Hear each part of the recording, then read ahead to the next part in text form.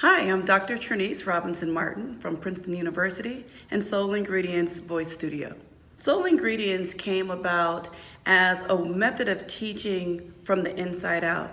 It's very much based with foundation on somatic voice works in terms of how you develop the voice, but then it focuses on how do you nourish your own sound and your own soul to further be able to musically articulate the different genres of music that you're trying to sing, so that no longer are you worried about set parameters that are established by societal expectations, but yet you are learning how to create your own voice and place your own voice and articulate your own voice in these various styles.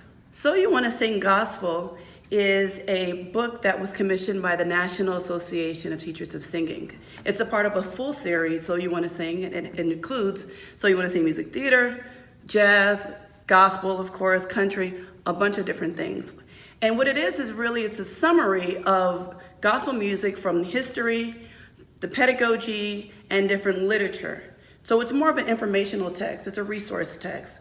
It's not necessarily a teaching text, but it's a guide that gives you an overview of gospel music, its history, how the pedagogy is, and what kinds of materials and what types of performance mediums that exist. Voice training for the gospel soloist is the next book, and also style conditioning exercises for gospel singers and style conditioning exercises for jazz singers are the newest materials coming out. These are much more centered on the voice training aspect.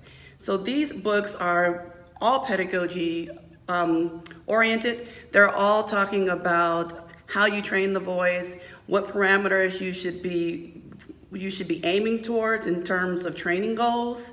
It also gives you some stylistic features that you can develop in terms of different style components that you might want to put into your music.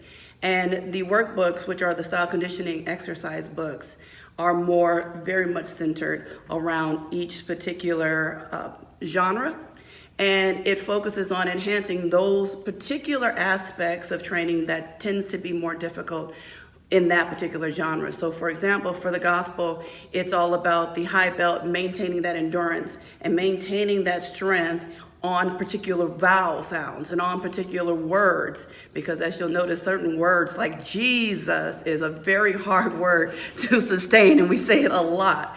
So there's certain things, so some of the exercises are word-based, and they are made to particularly target those particular things.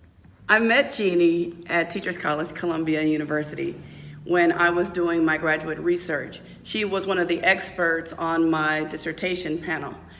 What she did for me, besides really introducing me to the pedagogy of CCM singing, but she also was very instrumental in my developing my own methodology and pedagogy for teaching gospel singing.